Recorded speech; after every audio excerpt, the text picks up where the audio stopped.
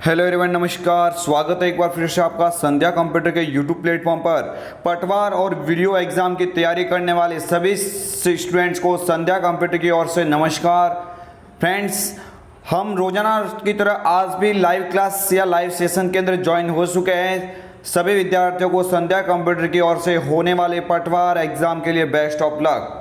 Friends, आप सभी को मालूम है कि हम रोजाना लाइव क्लास के अंदर आपको कंप्यूटर से जितने भी क्वेश्चन बनने वाले हैं उन्हीं क्वेश्चन का विश्लेषण हम एज ए टॉपिक वाइज कर रहे हैं। तो मेरे सभी स्टूडेंट ध्यान देंगे। आज इस टॉपिक के अंदर हम पढ़ेंगे कंप्यूटर मेमोरी को। यानी फ्रेंड्स, हम स्टेप बाय स्टेप आगे बढ़ रहे हैं। पहले हमने पढ़ा था हार्डवेयर सॉफ्टवेयर को, हमने पढ़ा कंप्यूटर जनरेशन को, उसके बाद इनपुट डिवाइस को पढ़ा, आउटपुट को पढ़ा, उसके बाद कीबोर्ड का महत्वपूर्ण वीडियो डाला। अब फ्रेंड्स, आज इस वीडियोस के अंदर हम डालेंगे आज इस वीडियोस के अंदर आपके माइंड में पूरी तरह से फिट करेंगे कंप्यूटर मेमोरी। यानी कि फ्रेंड्स, ध्यान देना है कि हर एक कॉम्पिटिटिव एग्जाम में एक दो क्वेश्चन यहाँ से श्योर बनते हैं। हो सकता है फ्रेंड्स आपके पटवार एग्जाम में सीधे सीधे क्वेश्चन आपको देखने को मिले। तो इसी जोश और जुनून के साथ में इस लाइव सेशन के अंदर आगे बढ़ते हैं। सभी विद्यार्थियों को संध्या कंप्यूटर की ओर से नमस्कार। फ्रेंड्स, इस लाइव सेशन को लाइक, शेयर एंड सब्सक्राइब कीजिए। अगर फ्रेंड्स आपके फ्रेंड्स और भी कोई कंप्यूटर की तैयारी करना चाहता है तो उन तक भी इसका लिंक भेजिए ताकि वो भी इस क्लास के अंदर इनका यहाँ पे इम्प्रूवमेंट कर सके। फ्रेंड्स, बढ़ते हैं पहले क्वेश्चन की ओर। आप सभी को याद रखना है आज का वीडियो जो है वो पूरा कंप्यूटर मेमोरी से संबंधित होगा। यानी कंप्यूटर मेमोरी से बनने वाले जितने भी क्वेश्चंस होते हैं वो सारे के सारे इस मॉडल पेपर के माध्यम से आपको विश्लेषण के द्वारा समझाए जाएंगे। आपकी स्क्रीन के सामने पहला क्वेश्चन है, निम्न में से कौन सी मेमोरी सबसे तेज होती है? Cache memory, secondary memory, primary memory या उपरोक्त में से कोई नहीं। तो फ्रेंड्स, पहली बात तो आपको ये याद रखना है कि किसे कहते हैं मेमोरी। यानी आप जो भी टॉपिक पढ़ रहे हैं उस टॉपिक के बारे में आपको संपूर्ण नॉलेज होना चाहिए कि मेमोरी की बात हो रही है तो मेमोरी किसे कहते हैं। यानी आपको याद रखना है कि कंप्यूटर के वे डिवाइस जिसमें किसी डेटा को स्टोर किया जा सकता है। क्या किया जा सकता है? स्टोर किया जा सकता है। वो स्टोर करने वाले सारे के सारे डिवाइस को हम क्या बोलेंगे? मेमोरी बोलेंगे। और यहाँ पे फ्रेंड्स बात हो रही है कि ऐसी कौन सी मेमोरी है जो सबसे तेज होती है। तो मेरे फ्रेंड्स, आप ध्यान देंगे, सबसे तेज मेमोरी निम्नलिखित में से पूछा जा रहा है तो आपको याद रखना है यहाँ पे राइट आंसर हो जाएगा कैश मेमोरी। यहाँ पे फ्रेंड्स राइट आंसर हो जाएगा वो हो जाएगा cache memory. Friends, primary memory, secondary memory ये भी कंप्यूटर की महत्वपूर्ण मेमोरी होती है। इसी प्राइमरी मेमोरी के वापस दो आपको यहाँ पे ऑप्शन मिलेंगे। इसी कंप्यूटर के अंदर प्राइमरी मेमोरी के दो भाग आपको मिलेंगे जिसमें एक रैम होगा और दूसरा होगा आपके सामने रोम होगा। रैम का पूरा नाम होता है रैंडम एक्सेस मेमोरी और यहाँ पे रोम का पूरा नाम होता है read only memory. Secondary memory friends computer के वह मेमोरी होती है जो कंप्यूटर में सभी प्रकार के डेटा को परमानेंटली स्टोर करने के लिए उपयोग में ली जाती है। हालांकि रोम भी परमानेंट मेमोरी है, लेकिन ज़्यादातर आप जो डेटा इकट्ठा करके रखते हैं हमेशा हमेशा के लिए, वो फ्रेंड्स आपका कहाँ पे रहता है? सेकेंडरी मेमोरी के अंदर रहता है।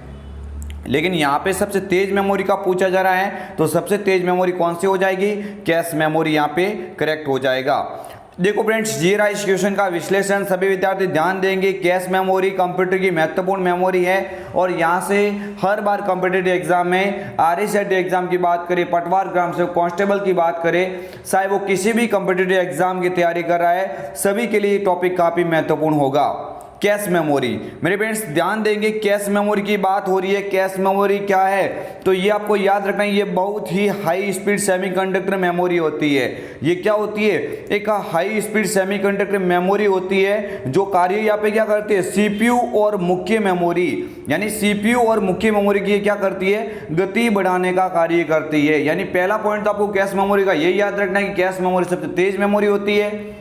दूसरा यहाँ पे आप पॉइंट याद रखेंगे कि ये एक हाई स्पीड सेमीकंडक्टर मेमोरी होती है जो क्या करती है? CPU और मुख्य मेमोरी की गति बढ़ाने का कार्य करती है। अभी फ्रेंड्स, इसके अलावा ये भी आपको इसकी लाइन याद रखना है कि डेटा और प्रोग्राम के उस भाग को यहाँ रखा जाता है जो CPU द्वारा बार बार इस्तेमाल किया जाता है। यानी यहाँ से आपके माइंड में 3 क्वेश्चन तो श्योर फिट होने चाहिए। कैश मेमोरी सबसे तेज मेमोरी होती है, ये हाई स्पीड सेमीकंडक्टर मेमोरी होती है जो क्या करती है? CPU और मुख्य मेमोरी की गति बढ़ाती है। तीसरा पॉइंट आपको याद रखना है कि यहाँ पे डेटा और प्रोग्राम के उस भाग को रखा जाता है जो सीपीयू द्वारा बार बार इस्तेमाल किया जाता है। यानी फ्रेंड्स आपको याद रखना है कि मेमोरी तो 3 प्रकार की होती है, कैश मेमोरी, प्राइमरी मेमोरी और सेकेंडरी मेमोरी। लेकिन आपको याद रखना है सबसे तेज मेमोरी पूछा जाए तो आप वहां पे याद रखेंगे कैश मेमोरी को। ठीक है फ्रेंड्स, आगे बढ़ते हैं दूसरे क्वेश्चन की ओर।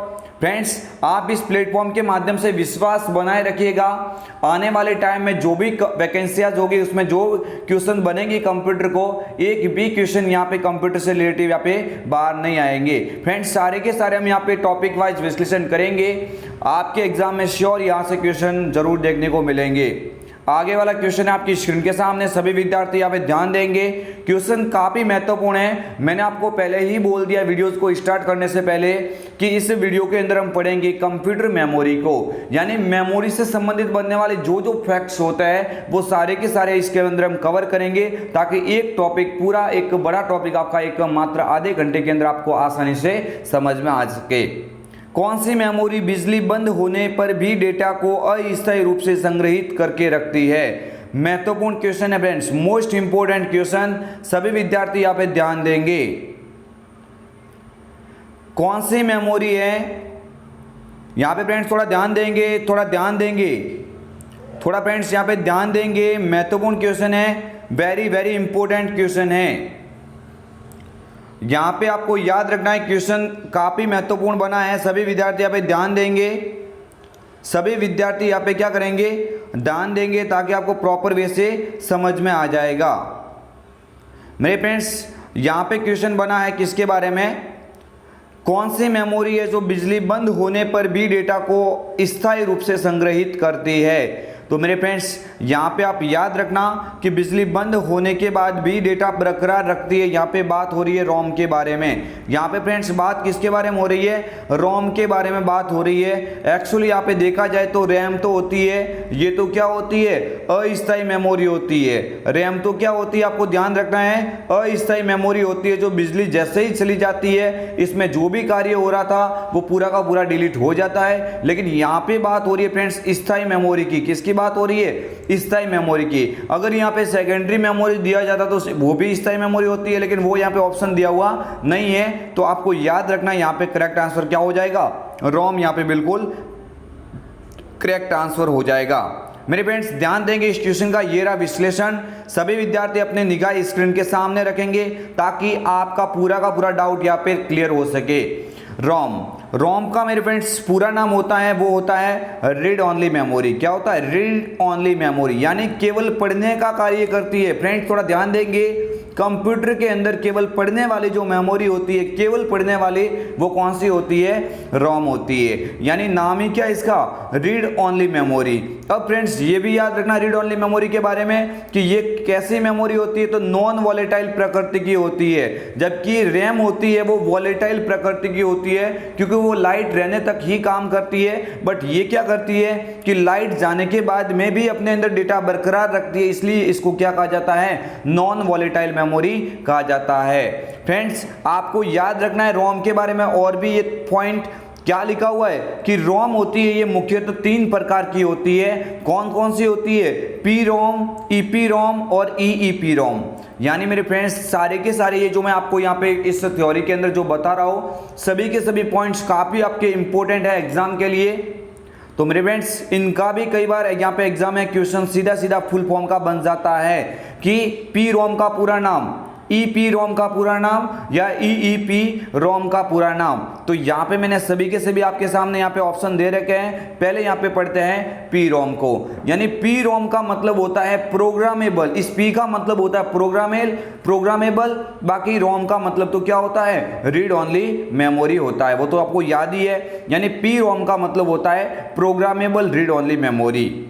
ये क्या करती है, तो आपको याद रखना है कि इसमें डेटा को कभी भी बदला नहीं जा सकता। यानी ये एक आप यहाँ पे पॉइंट याद रखेंगे कि पी रोम होती है, उसमें क्या कर सकते हैं कि इसमें डेटा को कभी बदला नहीं जा सकता। ये फ्रेंड्स पॉइंट आप चाहो तो अपने नोटबुक के अंदर इसको नोट कर सकते हैं, क्योंकि ये जो मैंने पॉइंट जो आपके सामने बताए हैं वो एज इट इज आपके सामने एक इंपॉर्टेंट पॉइंट के रूप में हमने इस वीडियोस के अंदर लिए हैं, जो आपके एग्जाम के अंदर बनने की पूरी संभावना है। इसके अलावा ईपी रोम का देख लेते हैं। EPROM का पूरा नाम होता है EPROM का पूरा नाम होता है erasable programmable read only memory. यहाँ पे ई का मतलब हो जाएगा इरेजेबल, क्या हो जाएगा erasable programmable read only memory EPROM का पूरा नाम होता है। और यहाँ पे इसका याद रखना है कि इसके डेटा को यूवी किरणों के द्वारा हटाया जा सकता है। मेरे फ्रेंड्स ध्यान देंगे, काफी महत्वपूर्ण है कि एक तो पूछा जा सकता है PROM, तो PROM का तो एक पॉइंट याद रखना है कि इसमें क्या होता है, इसमें डेटा को कभी बदला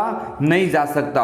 अब दूसरा पॉइंट यहाँ पे लिखा हुआ है EPROM, तो आपको याद रखना है कि EPROM का मतलब क्या होता है। EPROM का मतलब पूरा नाम तो होता है erasable programmable read only memory, लेकिन इसका पॉइंट यहाँ पे याद रखना कि इसमें डेटा को यूवी किरणों के द्वारा हटाया जा सकता है। तो आपको याद रखना है, क्वेश्चन सीधा सा बन सकता है कि रोम का वह कौन सा प्रकार है जो डेटा को यूवी किरणों के द्वारा मिटाने का कार्य करती है, तो उसमें आप बोलेंगे EPROM। क्या बोलेंगे, EPROM बोलेंगे। बट यहां पे ये भी पूछा जा सकता है कि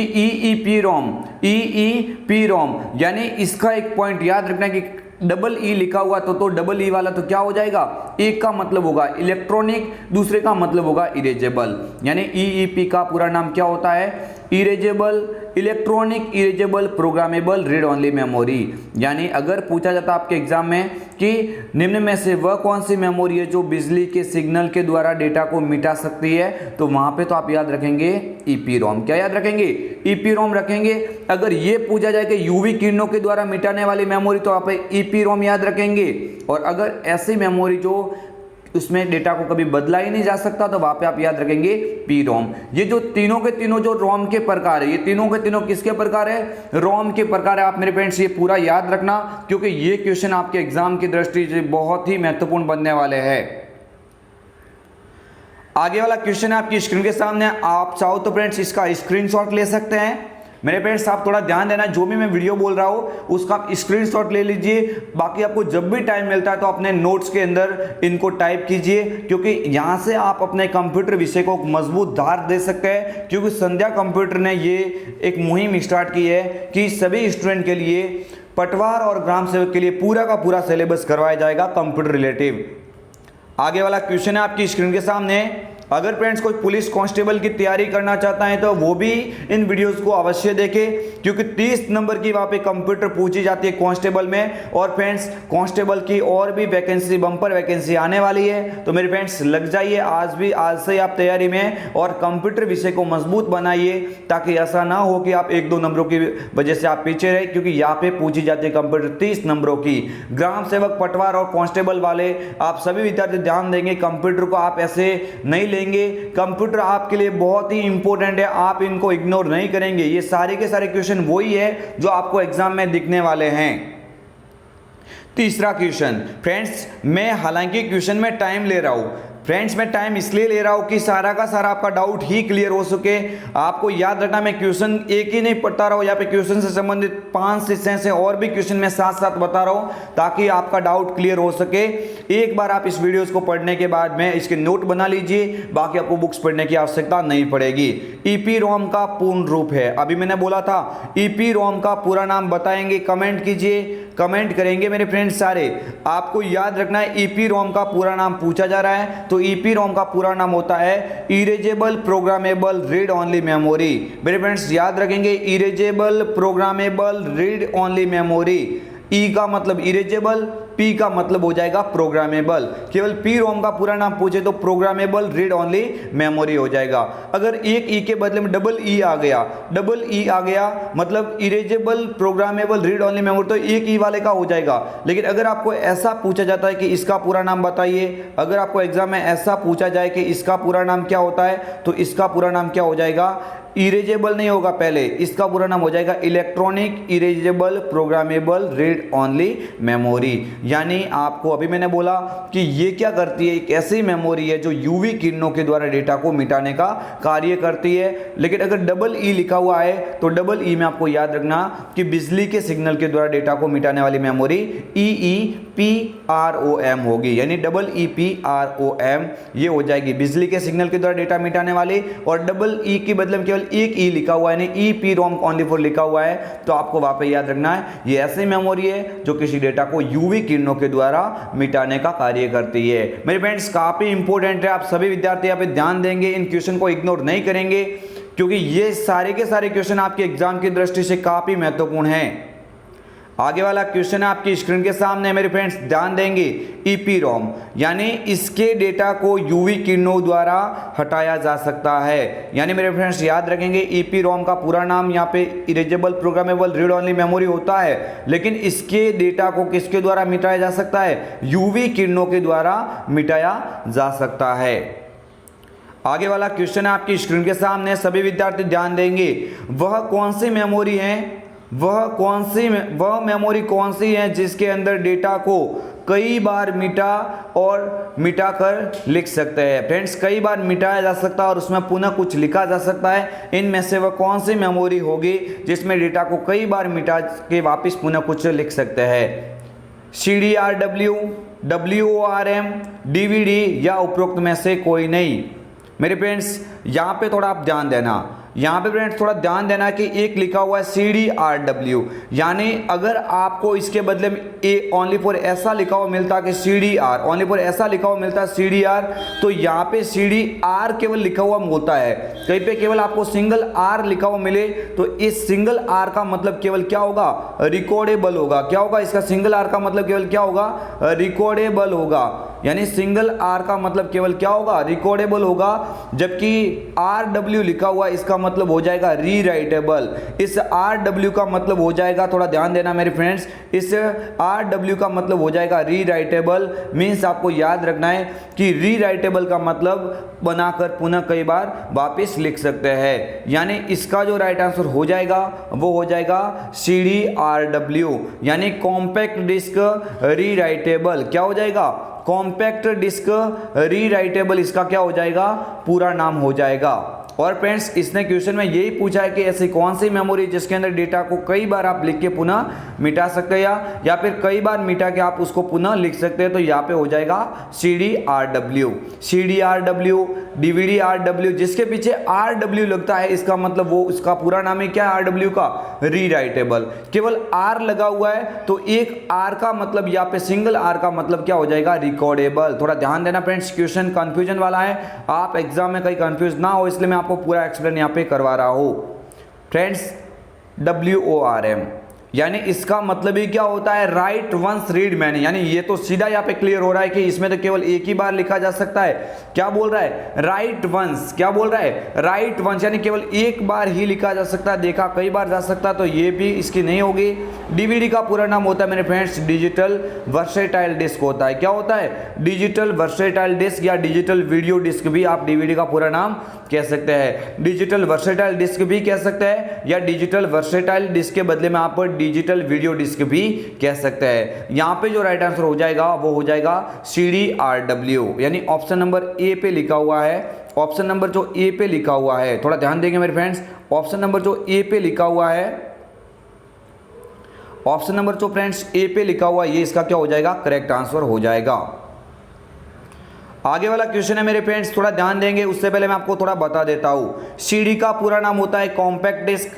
थोड़ा ध्यान देंगे, CD का जो पूरा नाम होता है वो क्या होता है? कॉम्पैक्ट डिस्क होता है। मेरे फ्रेंड्स ध्यान देंगे, CD का पूरा नाम होता है वो होता है कॉम्पैक्ट डिस्क होता है। ये एक ऑप्टिकल प्रकार की सेकेंडरी मेमोरी होती है। मेरे फ्रेंड्स सारा का सारा डाउट आप क्लियर कीजिए संध्या कंप्यूटर के संग, क्योंकि हमने यहाँ पे सारे के सारे टॉपिक आपको एग्जाम के लिए जो बनने वाले सारे के सारे इसमें डाल दिए हैं। यानी इसमें हम ओनली फॉर पढ़ रहे हैं कंप्यूटर मेमोरी को। एक वीडियो आपने देखा तो कंप्यूटर मेमोरी का कभी भी आपके एग्जाम में कोई क्वेश्चन गलत नहीं होगा। यानी यहाँ पे आपको याद रखना है कॉम्पैक्ट डिस्क CD का पूरा नाम होता है, और ये CD का आपको याद रखना है कि एक ऑप्टिकल प्रकार की सेकेंडरी मेमोरी होती है। ये क्या होती है? ऑप्टिकल प्रकार की एक सेकेंडरी मेमोरी होती है जो डेटा को परमानेंटली सेव करती है, डेटा को परमानेंटली सेव करती है। इसका मतलब सेकेंडरी का ही उदाहरण है। CDR का पूरा नाम पूछा जाए तो ओनली फॉर CDRW यहाँ पे राइट था, यहाँ पे पूछा गया है और एक पॉइंट लिखा हुआ है यहाँ पे CDR। तो CDR का मतलब होता है कॉम्पैक्ट डिस्क रिकॉर्डेबल। क्या होता है? Compact disc recordable. इसमें डेटा को केवल एक बार ही लिखा जा सकता है। इसमें डेटा को केवल एक बार ही लिखा जा सकता है, जबकि CDRW के अंदर क्या होता है, इसमें डेटा को बार बार लिखा जा सकता है। यानी हमारा इसमें राइट आंसर ही कौन सा है, CDRW इस क्वेश्चन का राइट आंसर होगा। आगे वाला क्वेश्चन है आपकी स्क्रीन के सामने, सभी विद्यार्थी ध्यान देंगे।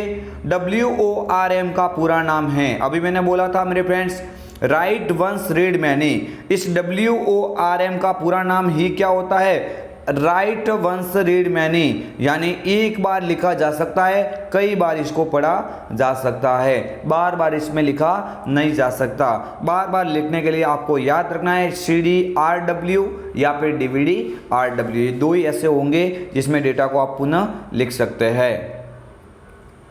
ये रहा इस क्वेश्चन का विश्लेषण। WORM यानी मेरे फ्रेंड्स याद रखना है, WORM लिखा हुआ है, इसका मतलब क्या होता है, राइट वंस रीड मैनी। क्या होता है, राइट वंस रीड मैनी होता है। इंड डिस्क में डेटा को पढ़ने के लिए लेजर बीम, थोड़ा ध्यान देंगे, इस डिस्क के अंदर जो डेटा होता है उसको पढ़ने के लिए लेजर बीम तथा लेजर सतह पर गड्ढे बनाकर लिखा जाता है। यानी CD और DVD के अंदर थोड़ा ध्यान देना है कि इसमें किसका उपयोग, किस तकनीकी का उपयोग किया जाता है, लेजर बीम तकनीक का उपयोग किया जा सकता है। आगे वाला क्वेश्चन है आपकी स्क्रीन के सामने, सभी विद्यार्थी ध्यान देंगे, मोस्ट इंपोर्टेंट क्वेश्चन है आपके एग्जाम की दृष्टि से। DVD का पूरा नाम, DVD का मेरे फ्रेंड्स पूरा नाम यहाँ पे याद रखना है, DVD का पूरा नाम पूछा जा रहा है। अभी मैंने आपको बोला था कि DVD है, इस DVD का पूरा नाम क्या हो जाएगा, डिजिटल वर्सेटाइल डिस्क हो जाएगा। डिजिटल वर्सेटाइल डिस्क भी होगा और एक यहाँ पे लिखा हुआ डिजिटल वीडियो डिस्क, यानी अभी मैंने बोला था, यानी डिजिटल वर्सेटाइल डिस्क भी होता है और डिजिटल वीडियो डिस्क, ये भी इसका सही है। इसका मतलब इसका राइट आंसर क्या हो जाएगा, ऑप्शन नंबर A और B, ये दोनों करेक्ट हो जाएगा। यानी डिजिटल वीडियो डिस्क भी कह सकते हैं और डिजिटल वर्सेटाइल डिस्क भी कह सकते हैं, दोनों के दोनों यहाँ पे ऑप्शन सही है। इसका मतलब इसका राइट आंसर हो जाएगा A और B दोनों। फ्रेंड्स उम्मीद है आपको वीडियो काफी अच्छा लग रहा होगा। इस वीडियोस के माध्यम से आपको कुछ काफी सारा यहाँ पे समझ में आ रहा होगा। अगर फ्रेंड्स इसके बावजूद भी आपको कोई डाउट रहता है तो आप तुरंत कमेंट कीजिए, आपकी जो समस्या होगी उन समस्या का तुरंत समाधान किया जाएगा। मेरे फ्रेंड्स आप सभी इस प्लेटफॉर्म पे नए हैं तो अगर आपने यहाँ पे संध्या कंप्यूटर के YouTube प्लेटफॉर्म को सब्सक्राइब नहीं किया है तो सब्सक्राइब करके बेल आइकन को क्लिक कीजिए, ताकि आने वाला जितने भी यहाँ पे आने वाला हर नया नोटिफिकेशन आपके सामने सबसे पहले पहुँच सके। DVD का पूरा नाम ये दोनों होता है और ये रहा इस DVD के अंदर जो विश्लेषण। DVD का फ्रेंड्स आपको ध्यान रखना है, DVD का पूरा नाम एक तो होता है डिजिटल वर्सेटाइल डिस्क होता है और एक इसका होता है डिजिटल वीडियो डिस्क। यानी आप दोनों में से कोई भी कह सकते हैं, दोनों के दोनों यहाँ पे DVD के पूरे नाम में सही माने जाएंगे। डिजिटल वीडियो डिस्क भी कह सकते हैं या डिजिटल वर्सेटाइल डिस्क भी कह सकते हैं। DVD-R, अब देखना थोड़ा ध्यान रखना, DVD-R इसमें डेटा को केवल एक बार ही लिखा जा सकता है। मैंने पहले ही बोला है कि केवल R लिखा हुआ था, इस R का मतलब ही क्या होता है, रिकॉर्डेबल होता है। यानी रिकॉर्डेबल का मतलब हुआ कि इसमें केवल एक बार ही लिखा जा सकता है। अगर RW लिखा हुआ मिले तो इसका मतलब है रीराइटेबल, इसका मतलब है रीराइटेबल यानी पुनः लिखा जा सकता है। यहाँ पे आपको याद रखना है कि इसमें डेटा को बार बार लिखा जा सकता है, यानी R का मतलब एक बार लिखा जाएगा, RW लिखा हुआ इसका मतलब इसमें बार बार लिखा जा सकता है। फ्रेंड्स आगे वाला क्वेश्चन है क्वेश्चन नंबर 7, सभी विद्यार्थी ध्यान देंगे, रैम का पूरा नाम क्या है। मेरे फ्रेंड्स मैंने आपको पहले ही बोला कि संपूर्ण मेमोरी को इसमें हम क्लियर करेंगे, निचोड़ के रख देंगे कंप्यूटर मेमोरी को। एक भी क्वेश्चन आपका एग्जाम में बाहर से नहीं होगा, क्योंकि सारा का सारा यहाँ पे टॉपिक आपको एज ए विश्लेषण द्वारा करवाया जा रहा है। मेरे फ्रेंड्स अगर आप इस चैनल पर नए हैं तो आज से सब्सक्राइब कीजिए, ताकि जितने भी वीडियोज बनाएंगे आपकी कंप्यूटर विषय को मजबूत धार देने के लिए आपके लिए काफी अच्छे साबित होंगे। यानी रैम का पूरा नाम यहाँ पे पूछा जा रहा है। मेरे फ्रेंड्स थोड़ा ध्यान देंगे, रैम का पूरा नाम होता है रैंडम एक्सेस मेमोरी। क्या होता है, रैंडम एक्सेस मेमोरी रैम का पूरा नाम होता है। ये फ्रेंड्स थोड़ा ध्यान देना, रैम होती है ये प्राकृतिक रूप से स्थिर होती है। यानी फ्रेंड प्राकृतिक रूप से क्या होती है, अस्थिर होती है। यानी इसमें किसी भी तरह का डेटा परमानेंट रूप से सेव नहीं किया जा सकता, लाइट रहने तक ही काम करती है, यह अस्थिर प्रकृति की होती है। आगे वाला फ्रेंड्स इसी क्वेश्चन का हम विश्लेषण देखते हैं। रैम के बारे में क्या क्या पॉइंट्स है, सारा का सारा आप यहाँ पे डाउट क्लियर कीजिए। मेरे फ्रेंड्स थोड़ा ध्यान देंगे, रैम का पूरा नाम होता है रैंडम एक्सेस मेमोरी। ये अस्थिर प्रकृति की मेमोरी होती है। मेरे फ्रेंड्स अगर मैं बोल रहा हूँ, अगर आप अभी तुरंत नोट्स नहीं बना सकते हैं तो आप इनकी स्क्रीनशॉट ले लीजिए, और मैं आज से बोल देता हूँ कि आज से आप स्क्रीनशॉट के द्वारा आप नोट्स बनाना प्रारंभ कर दीजिए। जैसे ही ग्राम सेवक और पटवार का एग्जाम होगा, आपके सामने एक बहुत बड़ा यहाँ पे नोट्स बुक तैयार हो जाएगा इस वीडियोज़ के माध्यम से, और वो आप बार बार पढ़ेंगे तो मुझे आशा है, मुझे उम्मीद है कि सारे के सारे क्वेश्चन आपके इस वीडियोस के अंदर से मिलेंगे।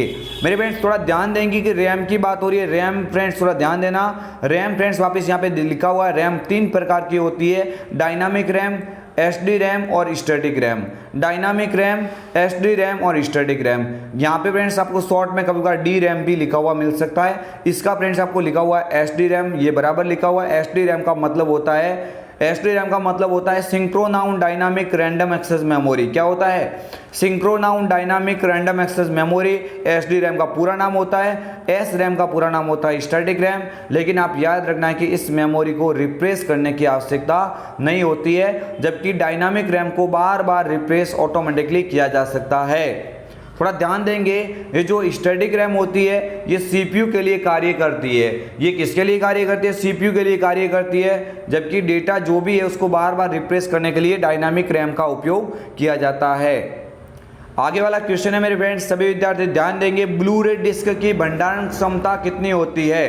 ब्लू रे डिस्क की भंडारण क्षमता कितनी होती है? 50 GB से 500 GB, 50 MB से 500 MB, 50 TB से 500 TB, या उपरोक्त में से कोई नहीं। पहली बात तो फ्रेंड्स आपको याद रखना है कि ब्लू रे डिस्क होती क्या है। मेरे फ्रेंड्स थोड़ा ध्यान देंगे कि ब्लू रे डिस्क होती क्या है। तो ब्लू रे डिस्क एक वह मेमोरी का प्रकार है जो ऑप्टिकल मेमोरी के अंदर, जो क्या है, ऑप्टिकल मेमोरी के अंदर सबसे बड़ी मेमोरी कहलाती है। ये भी एक मेमोरी का भाग है जो ऑप्टिकल डिस्क के अंदर आती है, और ऑप्टिकल डिस्क के अंदर ये सबसे बड़ी मेमोरी मानी जाती है। अब फ्रेंड्स आपको याद रखना है कि इसकी जो भंडारण क्षमता होती है 50 से लगा के 500 GB तक हो सकती है। यहाँ पे 50 से लगा के 500 GB, और GB का पूरा नाम ही होता है फ्रेंड्स गीगाबाइट। क्या होता है? गीगाबाइट इसका पूरा नाम होता है। MB का पूरा नाम होता है मेगाबाइट, और TB का पूरा नाम होता है टेराबाइट। इनमें से सबसे ज़्यादा मतलब मेमोरी जो संग्रहण करने का जो टाइप्स है वो TB होगा, लेकिन आपको याद रखना है इसकी क्षमता होती है वो 50 GB से लगा के 500 GB तक होती है। ये रहा फ्रेंड्स इस क्वेश्चन का विश्लेषण, सभी विद्यार्थी ध्यान से देखेंगे। ये भविष्य में मौजूदा DVD की जगह ले सकती है। ये भविष्य में मौजूदा DVD की जगह ले सकती है। ये डिस्क भी अतिरिक्त क्षमता, उच्च घनत्व डेटा स्टोर के साथ रिकॉर्डिंग के लिए भी लेजर बीम का उपयोग करती है। फ्रेंड्स ये आप लाइन इसको नोट कर लीजिए कि जो ब्लू रे डिस्क है, ये ब्लू रे डिस्क DVD की जगह ले सकती है, और ये डिस्क क्या है, अतिरिक्त क्षमता, उच्च घनत्व डेटा स्टोर के साथ में रिकॉर्डिंग के लिए ये भी किसका उपयोग करेगी? लेजर बीम का उपयोग करती है। आगे वाला क्वेश्चन है आपकी स्क्रीन के सामने, CD का पूरा नाम है। CD का पूरा नाम फ्रेंड्स अभी मैंने बोला था, CD का जो पूरा नाम होता है वो होता है कॉम्पैक्ट डिस्क होता है। क्या होता है? कॉम्पैक्ट डिस्क CD का पूरा नाम होता है। CD होती है ये सेकेंडरी मेमोरी का ही भाग है, सेकेंडरी मेमोरी का ही ये भाग है। सेकेंडरी में भी कौन सी मेमोरी का भाग है? ऑप्टिकल मेमोरी का भाग है। किस मेमोरी का भाग है? ये ऑप्टिकल मेमोरी का भाग है। और CD का पूरा नाम पूछे तो आपको याद रखना है कॉम्पैक्ट डिस्क होता है। अब फ्रेंड्स आपको याद रखना है, इसके बारे में और भी विश्लेषण देख लेते हैं जो आपके एग्जाम की दृष्टि से काफ़ी महत्वपूर्ण है। यहाँ पे पूछा जा रहा है CD का पूरा नाम होता है कॉम्पैक्ट डिस्क। CD का पूरा नाम क्या होता है? कॉम्पैक्ट डिस्क होता है। ये ऑप्टिकल प्रकार की सेकेंडरी मेमोरी होती है। थोड़ा ध्यान देना, ये ऑप्टिकल प्रकार की क्या होती है? सेकेंडरी मेमोरी होती है जो डेटा को परमानेंटली सेव करके रखती है। CDR, इसमें डेटा को केवल एक बार ही लिखा जा सकता है, जबकि CDRW मतलब इसमें डेटा को बार बार लिखा जा सकता है। बार बार ये पॉइंट आ रहे हैं, इसका मतलब फ्रेंड्स आपके लिए काफी महत्वपूर्ण है। हम इस एक केवल क्वेश्चन से हम बहुत सारे क्वेश्चन को यहाँ पे समझ रहे हैं। तो मेरे फ्रेंड्स सभी के सभी स्टूडेंट यहाँ पे ध्यान देंगे कि ये आपके लिए काफी महत्वपूर्ण होने वाला है। फ्रेंड्स बढ़ते हैं आगे वाले क्वेश्चन की ओर, और इस मॉडल पेपर का सबसे अंतिम क्वेश्चन आपकी स्क्रीन के सामने आ गया है। किस मेमोरी को फ्लैश मेमोरी के नाम से भी जाना जाता है? कौन सी मेमोरी है जिसको क्या कहा जाता है? फ्लैश मेमोरी कहा जा सकता है। SD कार्ड, DVD, WORM या पेन ड्राइव। तो मेरे फ्रेंड्स याद रखेंगे, पेन ड्राइव होती है, इसी पेन ड्राइव को क्या कहा जाता है? फ्लैश मेमोरी कहा जाता है। क्या कहा जाता है? फ्लैश मेमोरी, इसी पेन ड्राइव को कहा जाता है। SD कार्ड तो फ्रेंड्स आपके मोबाइल के अंदर यूज होने वाली एक मेमोरी होती है, और इसी SD कार्ड के दो टाइप्स आपने देखा होगा। एक तो होती है माइक्रो SD, एक तो कौन सी होती है? माइक्रो SD, और एक होती है मिनी SD। यानी अपने मोबाइल के अंदर जो ब्लैक कलर की छोटी सी चिप आप यूज करते हैं, उसी को कहा जाता है कौन सी मेमोरी? SD कार्ड कहा जाता है। SD कार्ड के दो प्रकार होते हैं, माइक्रो SD और मिनी SD। और फ्रेंड्स इस क्वेश्चन का विश्लेषण समझते हैं। सभी विद्यार्थी थोड़ा ध्यान देंगे।